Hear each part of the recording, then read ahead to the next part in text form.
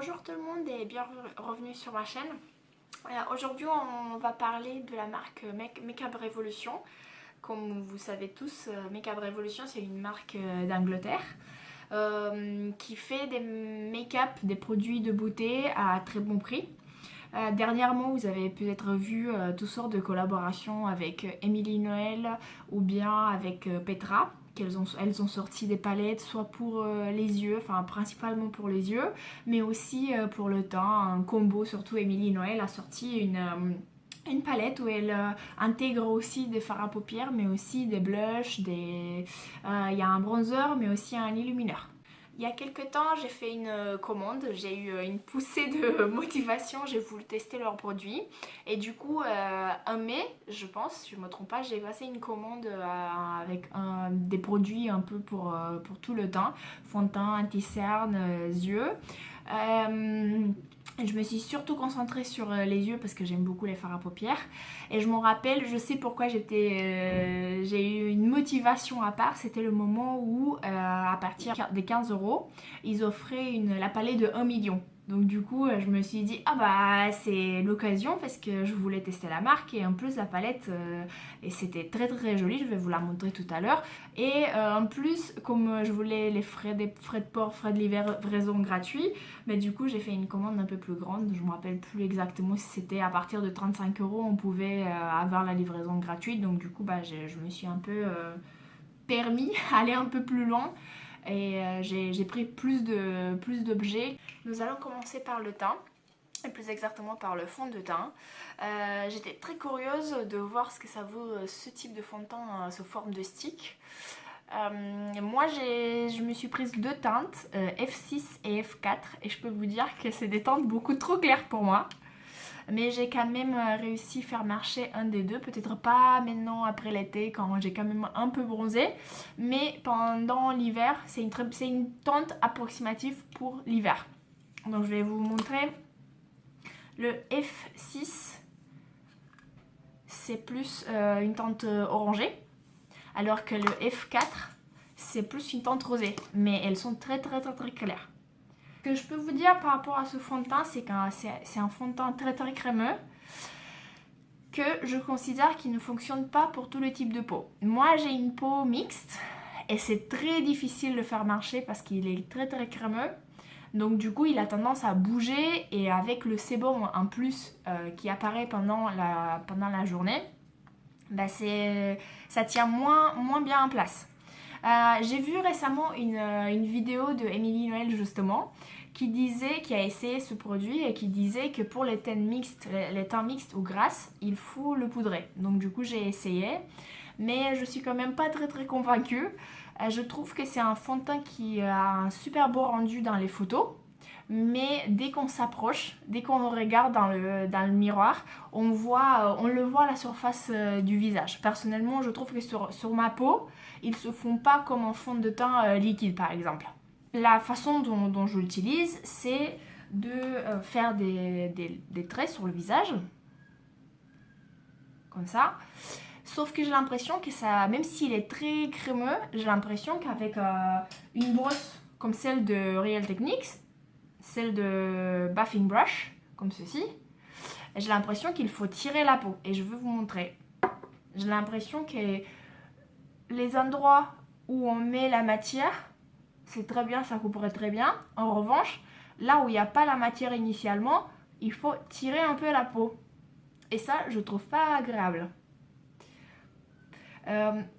Également, il y a 2 ou 3 jours, j'ai vu une vidéo d'une des créatrices de Real Techniques justement, et dans sa vidéo elle utilisait un fond de teint sous forme de stick, mais de la marque By Terry. Et en fait ce que j'ai trouvé rigolo, c'était la façon dont elle l'appliquait. Donc ce que je vais essayer aujourd'hui, c'est sur cette jus là faire les mouvements qu'elle a fait, les mouvements d'application. Donc ce qu'elle a fait, elle a pris le stick, elle faisait des mouvements comme ça, ronds. Mais je me demande si ça s'applique pas, s'il n'y a pas trop de matière qui s'applique. Je sais pas si vous avez vu quand même la quantité que j'ai mis 3 traits ici. Et là ça me paraît beaucoup trop. Une autre remarque que j'ai à faire à ce fond de teint, c'est que c'est impératif de très bien se démaquiller après une journée, après l'avoir porté pendant une journée. Pourquoi? Parce que personnellement, j'ai l'impression que si je passe tout simplement une lingette démaquillante ou tout simplement de l'eau micellaire, je trouve que le lendemain, il y a des boutons qui apparaissent. Et ça, j'apprécie pas du tout, je comprends pas du tout. J'ai l'impression qu'il rentre dans les pores. Il rentre dans les pores et il faut insister. Il faut passer avec un savon, avec un autre nettoyant pour le visage. Et dernièrement, comme vous pouvez voir, là, je l'ai sur les anti-cernes. C'est à éviter parce que comme il est très très gras, en tout cas pour moi, ça rentre dans les ridules. Et c'est pas juste ça que ça rentre, mais le fait que ça bouge. Mais vous avez beau le poudrer, bah du coup, ça bouge, ça reste, ça fiche pas du tout. Donc c'est à éviter à mettre sur les cernes. Sinon, je trouve que la couvrance, par exemple, par rapport à mon front, la couvrance, elle est top. Et ça a aussi tendance par exemple, après 3-4 heures que vous l'avez porté, ça, je pense que ça a tendance à ressortir, à montrer encore plus les pores. Alors, j'ai fini avec le teint. Comme vous pouvez voir, il y a quand même une différence entre mon visage et mon cou où je suis un peu bronzée. Mais bon, on va le faire marcher avec un peu de bronzer par la suite. Il y a autre chose que j'ai remarqué à ce fond de teint. Moi, j'ai une ridule tout au niveau du front. C'est un ridule d'expression comme tout le monde. Et j'ai l'impression qu'on le voit encore plus quand il y a ce fond de teint, comme il est très très gras et qu'il reste assez à la surface, ça a tendance à bien le marquer. Maintenant, on va passer à l'anti-cerne et je pense que vous savez très bien de quel anti-cerne je vais parler. Donc il s'agit de Conceal and Define, le fameux anti-cerne qui apparemment c'est un dupe de Tarte Shape Tape. Personnellement, j'ai jamais testé, donc je pourrais pas vous dire si c'est vraiment un dupe ou pas. En revanche, je suis très contente de cet anti-cerne. Il camoufle, il couvre parfaitement mes anti-cernes, sachant que je n'ai pas des masses. Peut-être juste, je l'utilise souvent pour illuminer mon coin interne et vraiment le début de cerne. Mais personnellement, pour le prix, je suis très très contente. Alors, il y a quelque chose que pareil, j'ai vu chez une youtubeuse et elle disait qu'il faut absolument le poudrer. Je sais pas si c'est Hélène de mon blog du Fi ou une autre youtubeuse, mais je suis d'accord avec elle, il faut absolument le poudrer parce qu'autrement il bouge, donc vous l'avez pas jusqu'à la fin de la journée. Alors, moi je l'applique avec un pinceau comme ceci. Ce pinceau là, c'est le 286 de chez MAC. Alors j'adore ce pinceau parce qu'en fait, comment je l'ai découvert, j'ai fait un cours de make-up chez MAC, chez eux, je ne sais pas si vous savez.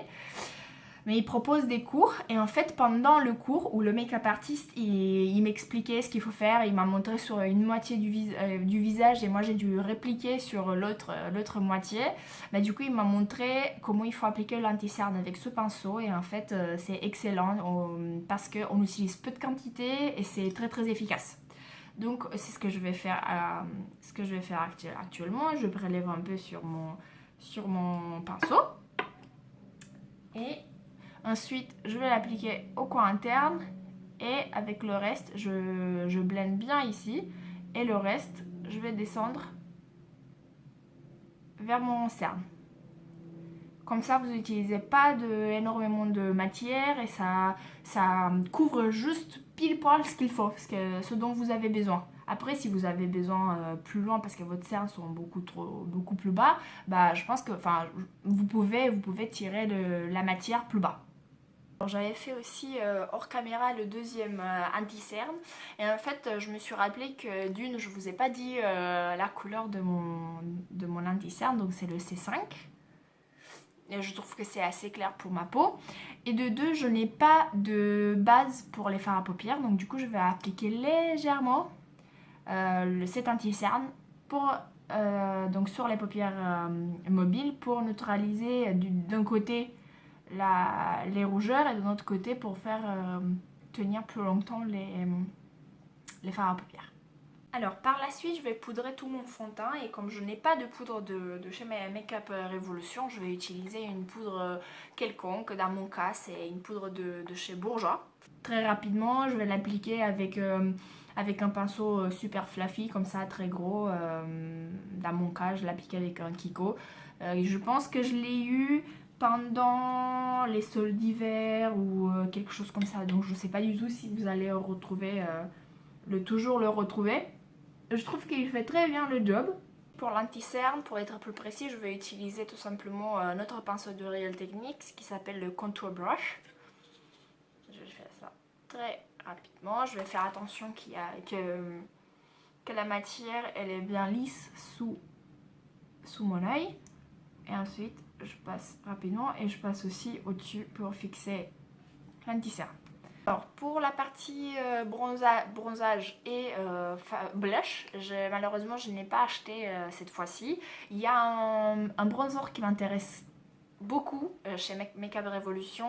C'est un bronzer, c'est la mini palette sous forme de chocolat où on trouve du bronzer et un illumineur. En attendant, je vous ai parlé récemment du bronzer, Butter Bronzer de Physician Formula. Donc je vais utiliser ça très rapidement. J'ai la teinte la plus claire et ça dépend.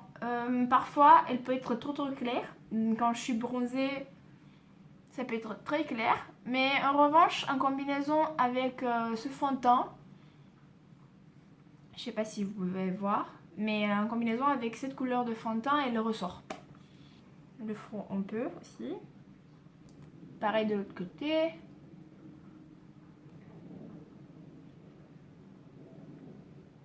Et je passe avec le reste du pinceau sur le nez.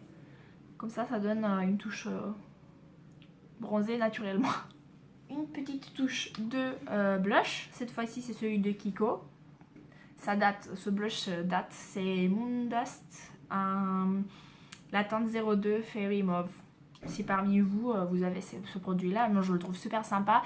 C'est pas un blush mat. C'est un blush assez irisé, mais la couleur, elle est juste top. Moi je le trouve top, j'adore. C'est un pêche marron. Mais il faut faire attention parce que comme il est irisé, ça va ressortir les pores si vous en avez. C'est mon cas. Et parfois, si je m'approche trop du nez, du coup, comme cette zone-là, elle est dangereuse, parfois ça ressort. Après 3-4 heures, voire plus, à cause du sébum, ça ressort. On passe au moment le plus attendu, en tout cas pour moi, c'est le maquillage des yeux. Et je vais commencer d'abord par un pinceau. Je vais vous montrer le pinceau que j'ai acheté. C'est pas Makeup Revolution, c'est leur sous-brand brand, je pense, de sous-marque. Leur sous-marque qui s'appelle Freedom. Et c'est un pinceau biseauté. Je le trouve correct. Il fait le taf. Ça aide à créer un outer V super sympathique. Si vous voulez avoir les yeux allongés, c'est très très sympathique. Ensuite, on va parler des palettes. Parce que je vous ai parlé de la palette 1 Million. Elle est très sympathique. Les couleurs sont très jolies. C'est des teintes de mauve. Elles sont très sympas. Il n'y a pas trop de mat. Peut-être celui-ci, dont le nom je ne le connais pas. Et peut-être celui-ci, mais pas sûr. C'est des très très très jolies couleurs. Est-ce que vous trouvez ailleurs ces couleurs-ci? Je ne sais pas. Et moi personnellement, je suis très contente. Et dernièrement, j'ai découvert cette couleur-ci, qui est très foncée, comme vous pouvez le voir. Et appliquée avec un pinceau plat dans le coin externe pour bien foncer le coin. C'est juste... Donc je suis très très contente si vous avez réussi à la voir. Je ne sais pas si elle est encore disponible, mais c'est très très intéressant pour une palette. Et la qualité des fards à paupières, je les trouve chapeau. Honnêtement, je dis chapeau parce que pour le prix, bon en l'occurrence elle était gratuite, mais pour le prix et la marque, je suis super contente et ça tient super bien sur la paupière avec une base juste du fond de teint ou de l'anti-cerne, pas forcément une base spécialisée pour les fards à paupières. Je suis très très contente. Alors on va passer à une autre palette que je voulais énormément.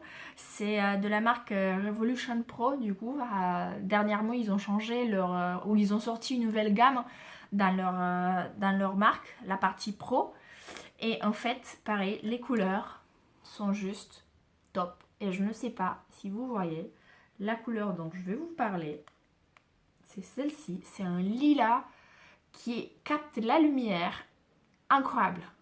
C'est juste trop joli. C'est un lilas avec du bleu dedans. Topissime. Topissime, j'ai rien à dire. Et on va voir tout à l'heure comment ça s'applique. Vous allez me dire ce que vous en pensez. Parce que moi, cette palette-ci, il y a une couleur. C'est là. Je l'adore. Indépendamment de ça, le marron à côté, il est très pigmenté, sublime, pareil. J'ai jamais essayé celui-ci, on va le tester aujourd'hui, j'ai trop envie, j'ai déjà en tête, j'ai déjà une idée de maquillage assez simple pour aujourd'hui. Je vais finir par deux fards à paupières métallisés, comme ceci. Celui-ci, c'est un kaki qui s'appelle Retreat, et celui-ci, c'est un vrai orangé. Orangé des champs orangés, comme l'orange, qui s'appelle Conflict. Alors ils sont super crémeux, la matière elle bouge dans tous les sens, dans le pot je veux dire, en revanche sur les yeux c'est juste sublime. Parfois il peut y avoir, à la fin de la journée, il peut y avoir du transfert sur sur la paupière supérieure. Je vais essayer de vous faire un swatch, je sais pas si ça va rendre justice. Ah bah voilà. Elle est juste sublime cette couleur. Bon là je les ai fait grossièrement. Voilà. C'est juste sublime. Comme vous pouvez voir ça capte la lumière. C'est juste... Après pareil vous pouvez les mettre en couche plus fine. Vous voyez ici je les ai étalés. Mais c'est pour dire que vous pouvez... Elles sont très malléables. Donc vous pouvez y aller quoi. Voilà. Et même si je l'ai étalé ça reflète énormément la couleur. J'adore. Comme j'ai dit, on va utiliser cette palette-ci. Et il n'y a pas trop de couleurs de transition à part celle-là. On va voir, je ne me rappelle plus, mais on va voir si cela apparaît bien dans le creux de paupière. Et j'utilise, je ne vous ai pas dit, mais j'utilise un pinceau Sephora qui s'appelle creux de paupière précision, numéro 19 de la Sephora Pro, de la gamme Pro. J'adore, j'aime beaucoup. Je trouve que ça rentre parfaitement dans le creux de la paupière. Et comme vous pouvez voir, la couleur n'est pas, ça se voit pas super pigmenté dans la palette. Mais voilà. Ça apparaît. Et moi j'essaye de tirer vers l'extérieur. J'ai fait le deuxième œil hors caméra pour que ça aille plus vite. Ensuite on va passer, on va foncer le coin externe. Donc je vais utiliser le pinceau de chez Freedom. Et je vais utiliser ce marron super pigmenté. Et pareil, dans une forme de V.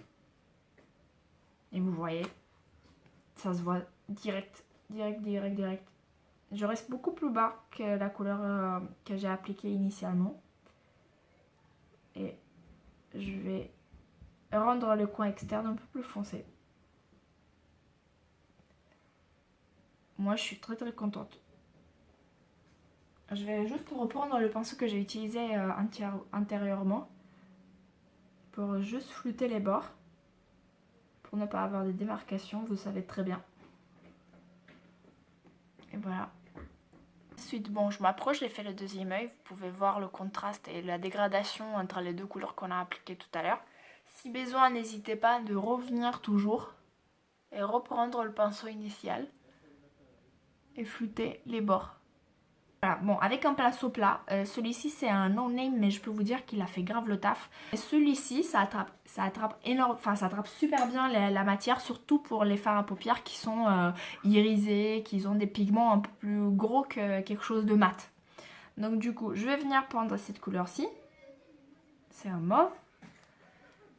Et je vais l'appliquer sur la moitié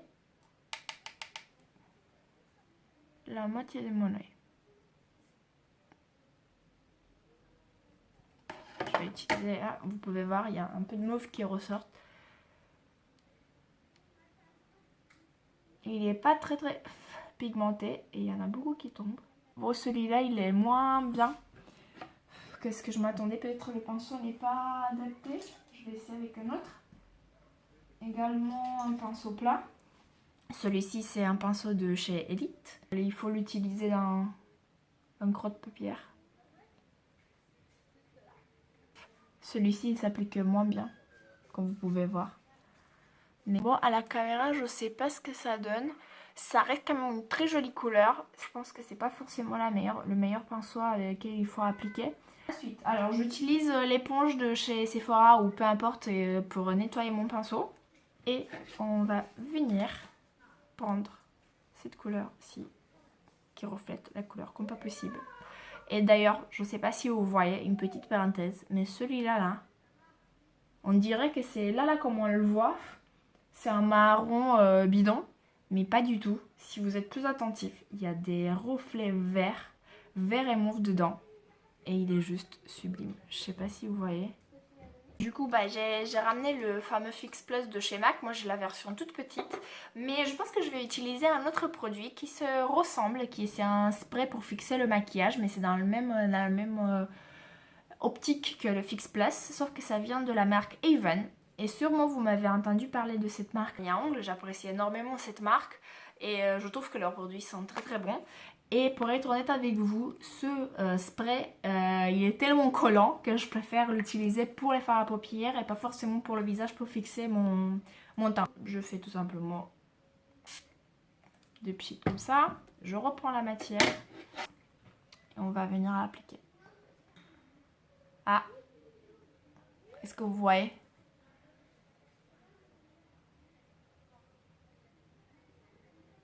Je pense que vous voyez très très très bien les reflets bleutés de la couleur. Voilà, c'est ce que je voulais. Je vais faire pareil pour le deuxième œil.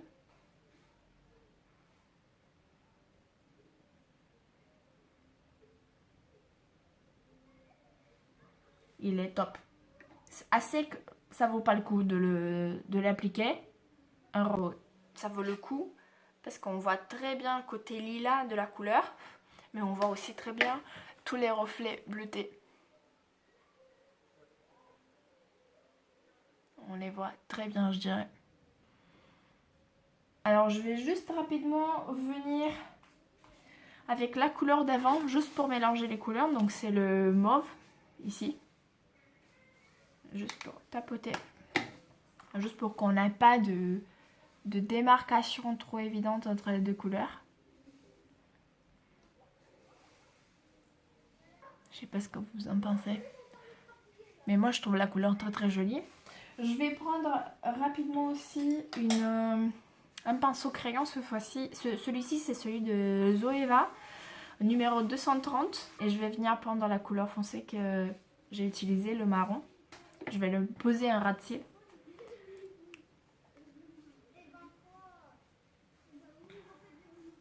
Légèrement. Voilà. Comme ça l'œil il est uniforme, un haut et un bas.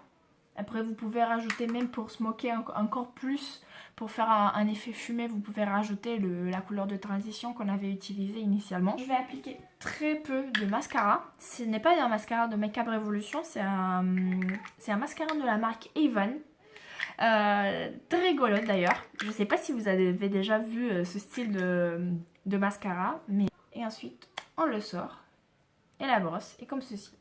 Bon, pour ceux qui ont trop peur de le mettre dans l'œil, il faut pas tester. Mais moi ça me pose pas de soucis. Je vais juste mettre une couche au coin externe. J'aime beaucoup ce mascara parce il allonge les cils et tient toute la journée. Et on a l'impression que c'est compliqué, mais non, c'est pas du tout compliqué. Voilà, c'est ça le résultat. Il nous reste juste la bouche. Et en fait j'étais très surprise parce que dans le paquet en fait ils m'ont offert un crayon à lèvres. Je l'avais pas commandé, mais ils m'ont envoyé, donc ça n'a pas de nom, je sais tout simplement qui s'appelle, c'est la teinte Reign, R-E-I-G-N. C'est un très joli beige, nude, enfin voilà. Donc on va appliquer ce crayon. Et ensuite, je vais appliquer tout simplement, comme je n'ai pas de rouge à lèvres, je vais appliquer tout simplement un gloss. Alors comme vous pouvez voir, j'ai rempli les lèvres avec ce crayon. Il est très très crémeux, ça marche très bien autant pour le contour que pour remplir la lèvre en entier. Et ensuite, je vais tout simplement appliquer un gloss. En l'occurrence, moi, c'est le Make Up Revolution qui s'appelle Lab Shine, un teinte S2, je pense. C'est tout simplement un gloss un peu transparent, mais qui apporte un peu de couleur. Ah, il a des petits nacres dedans. Du coup, je vais utiliser juste un illuminateur que je trouve sublime. Déjà, le packaging, il est très mignon. Le voici. Il est très... on dirait très fancy, même si ça reste que du plastique. Et ça vient dans une toute petite pochette très mignonne. Pareil pour faire fancy. Comme ceci. C'est un rose poudré, super doux. Et c'est très mignon quand on reçoit. Et dans le packaging en carton, on trouve cette petite pochette et on doit sortir pour avoir le produit. Et le produit en lui-même se présente comme ceci. Moi, je plus tilté sur cette couleur-là, des dorés, que le rosé. Mais cette couleur-là, pour les peaux claires, comme la mienne, ça passe. C'est la limite, c'est là pas trop. Mais vous pouvez l'utiliser en fard à paupières. Donc pour appliquer ce illuminateur, le meilleur pinceau que j'ai pu trouver et qui applique le mieux, je trouve, le plus flawless, le plus naturellement possible, c'est un pinceau de chez EB Beauty. Sublime. Bon, moi je vais vous montrer.